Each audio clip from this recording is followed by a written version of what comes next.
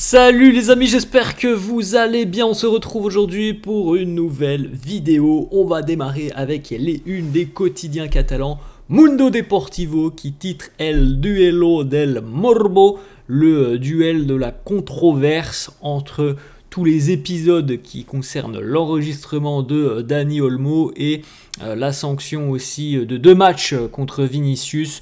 Voilà, c'est la une du quotidien Mundo Deportivo aujourd'hui. La une de sport qui titre Con todo a por Rashford, la grosse information qui est tombée hier, et on va en parler dans quelques instants puisqu'il y a une accélération assez considérable dans le dossier Marcus Rashford. On va en parler dans quelques secondes. La petite info ici, Flick tiene un dilema con Olmo en la finale, comme on en a parlé il y a quelques jours. Dani Olmo étant enregistré et donc disponible pour jouer demain. Est-ce que Hansi Flick va l'aligner? C'est la question que l'on peut se poser. Est-ce qu'il va donc modifier un petit peu l'équipe qui a affronté l'Athletic Bilbao en milieu de semaine? Voilà, c'est Hansi Flick qui a la réponse. Il y a eu un gros match en milieu de semaine. Il y a eu des prestations quand même globalement satisfaisantes en plus de ça. Donc à voir, voilà, on regardera peut-être demain les compos d'équipe probables et on verra si Hansi Flick décide d'aligner ou non Dani Olmo. On a une petite information les amis sur le déroulé de cette journée de samedi, veille de match. Aujourd'hui 10h30, donc dans quelques minutes maintenant, les petites photos entre les deux entraîneurs pour promouvoir un petit peu l'événement et cette finale de demain. Photos entre Hansi Flick et Carlo Ancelotti. À 10h45, la conférence de presse d'Hansi Flick. 17h15, la conférence de presse du joueur. En l'occurrence, ça sera Pedri. 18h, le dernier entraînement avant le Classico. Et ce soir, dans la soirée, un dîner est prévu entre les deux présidents, Joan Laporta et Florentino Pérez. On continue les amis et on va ouvrir cette petite page qui concerne Marcus Rashford, l'attaquant de Manchester United qui déjà depuis à peu près 3 semaines, 1 mois a ouvert la porte à un départ de Manchester United et visiblement du côté des Red Devils on est ok. Voilà, il va certainement les amis quitter Manchester United sur ce mercato hivernal. Reste à savoir pour quelle équipe et reste à savoir sous quelles conditions. Un transfert ou un prêt. La tendance du côté du Barça, c'est plutôt un prêt. Le Barça va se jeter corps et âme pour recruter Marcus Rashford sur ce mercato hivernal. On le sait aussi, le président Joan Laporta veut et souhaite une arrivée dans le secteur offensif sur ce mercato hivernal. Marcus Rashford est quand même un sérieux client. Il n'y a pas 36 options en plus de ça sur le marché hivernal. On a compris que le Sporting n'était pas vendeur à l'heure actuelle sur Victor Gyökeres. On regardera aussi dans quelques instants un autre nom qui fait figure aussi de joueur très très apprécié par les dirigeants du Barça, mais pour lui aussi ça va être compliqué. Marcus Rashford est une option très sérieuse. Le Barça est prêt en plus de ça à offrir certainement un prêt, donc c'est peut-être pas une option au long terme, ça on peut pas le dire à l'heure actuelle, mais en tout cas se renforcer jusqu'à la fin de saison avec un profil comme celui de Marcus Rashford, ça peut être quand même un très joli coup pour le Barça. Les agents, pourquoi toutes ces informations? Parce que ça a été confirmé hier les amis, donc il y a pas, c'est pas des rumeurs qui viennent de médias douteux. Ça a été confirmé par Fabrizio Romano, par Matteo Moretto, par Di Marzio, des journalistes mercato qui sont quand même très très fiables. Le représentant de Marcus Rashford, l'agent de Marcus Rashford, s'est rendu à Barcelone. C'était jeudi, il a pu discuter, échanger un petit peu avec les dirigeants du club. Alors je ne sais pas trop avec qui, parce que les dirigeants sont plutôt à l'heure actuelle du côté de l'Arabie Saoudite. En tout cas, voilà, il y a eu un échange, il y a eu une réunion entre les représentants de Marcus Rashford et les dirigeants du Barça. Bon, il s'est peut-être pas rendu à Barcelone, peut-être qu'il est allé directement en Arabie Saoudite. C'est pas le plus important. Le plus important, c'est qu'il y a bien eu un échange. On a discuté entre les deux parties.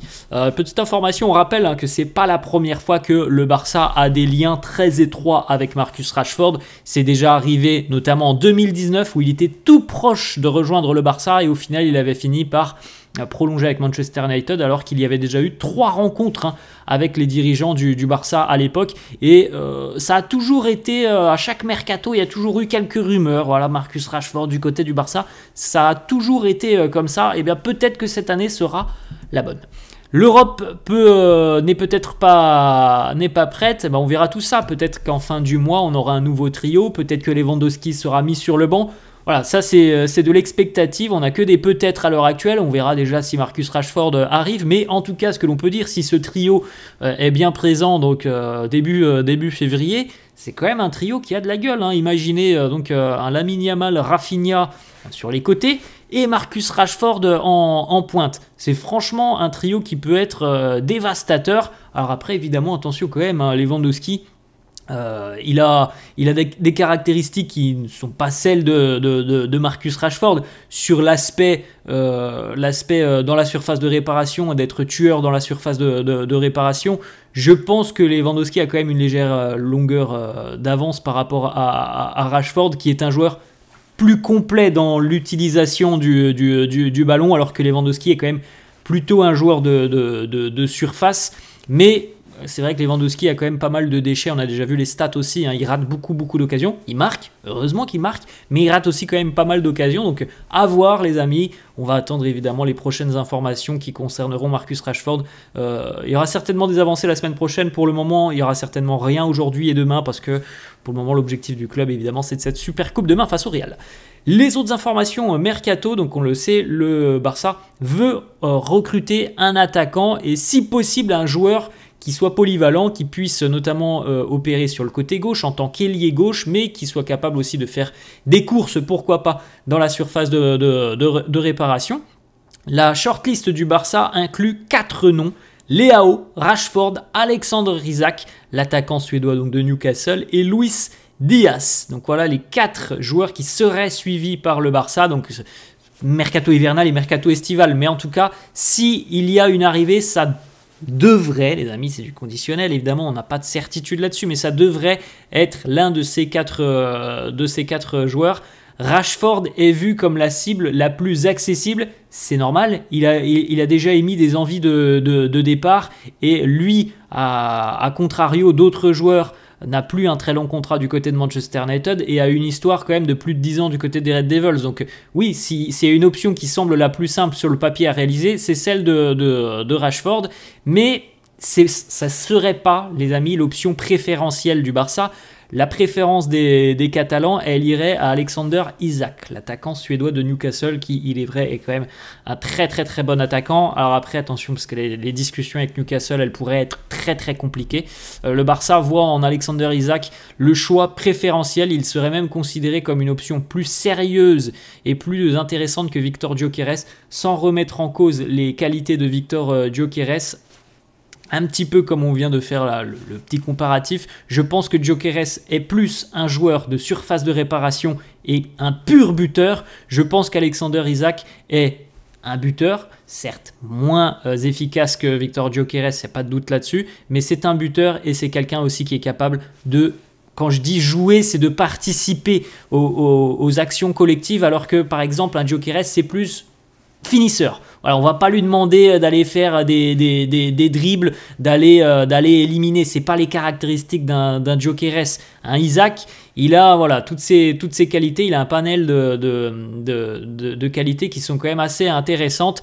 Et il est vu comme une option très sérieuse pour remplacer à long terme Robert Lewandowski. Les petites stats par exemple sur les derniers matchs d'Alexander Isak, vous pouvez regarder, c'est les stats SofaScore avec les crampons, c'est les passes D, et les ballons, c'est évidemment les buts. Il est très en forme déjà depuis quelques semaines et c'est franchement un attaquant qui est redoutable quand même. Alexander Isak qui va très vite, la vitesse est l'une de ses qualités premières aussi, est capable d'éliminer. Il a une prise de balle et une frappe qui est assez soudaine, ça part assez vite en général avec Isak, il est très précis, donc c'est là aussi quand même un très bon profil. Hansi Flick hier n'a pas quitté l'hôtel du côté de Jeddah en Arabie Saoudite, alors que certains membres du staff sont allés un petit peu visiter la ville. Lui a décidé de rester à l'hôtel pour préparer au mieux la finale demain face au Real. Une petite photo, voilà, Deco et Hansi Flick qui ont posé une petite photo avec un fan hier dans un restaurant de Jeddah. It's tea o'clock, l'heure du thé pour le duo polonais Lewandowski, Wojciech Szczesny. On suivra évidemment la compo demain pour voir si Szczesny est de nouveau dans les buts, lui qui a démarré la semaine dernière et qui a été de nouveau aligné en milieu de semaine. Hansi Flick qui espère ne pas perdre de défenseurs centraux sur ce mercato hivernal, mais les facteurs économiques font que il y aura peut-être un départ quand même. Les trois options les plus sérieuses, Christensen, Eric Garcia et Araujo, ils sont tous transférables, c'est ce qu'il se dit, et la tendance, hein, les amis, c'est que Ronald Araujo est très proche de quitter le Barça. Encore une fois, c'est confirmé depuis hier. Fabrizio Romano annonce d'ailleurs, hein, que Araujo est une top priorité pour la Juve, que les négociations avec le Barça vont entrer dans des étapes clés la semaine prochaine après la Supercoupe d'Espagne. Donc, ce sera intéressant de suivre tout ça la semaine pro. Les 4 joueurs qui pourraient quitter le Barça en janvier, selon certains articles, selon certains médias très récemment: De Jong, Ronald Araujo, Eric Garcia et Ansu Fati aussi. On continue, les amis, avec le braquage. Enfin, le braquage, la valeur des deux joueurs est assez folle quand même à 17 ans. 70 millions d'euros pour Koubarsi, 180 millions d'euros pour Lamine Yamal. C'est 250 millions au total. C'est une énorme valeur marchande, mais c'est pas l'objectif du Barça de vendre les joueurs. Surtout ce genre de profil. À 17 ans, le Barça espère tout juste qu'ils termineront peut-être leur carrière du côté de Barcelone. En tout cas, qu'ils fassent au moins une bonne grosse dizaine d'années du côté du club. Je pense que ça, c'est l'objectif quand tu fais grandir des joueurs dans le centre de formation, et qu'à 17 ans, c'est déjà des éléments très importants de l'équipe première. Même s'ils ont une énorme valeur marchande, c'est pas du tout l'objectif de les mettre sur le marché et de les vendre. On termine, les amis, la petite question pour vous. Est-ce que vous êtes OK pour une arrivée de Marcus Rashford? Est-ce que c'est un profil qui vous semble intéressant pour une arrivée sur ce mercato hivernal? Voilà, les amis, la fin de cette vidéo. J'espère que ça vous a plu. N'hésitez pas, comme d'hab, à lâcher un petit pouce bleu. Merci à tous ceux qui le feront. Je vous souhaite une très bonne journée et je vous dis à demain. Ciao!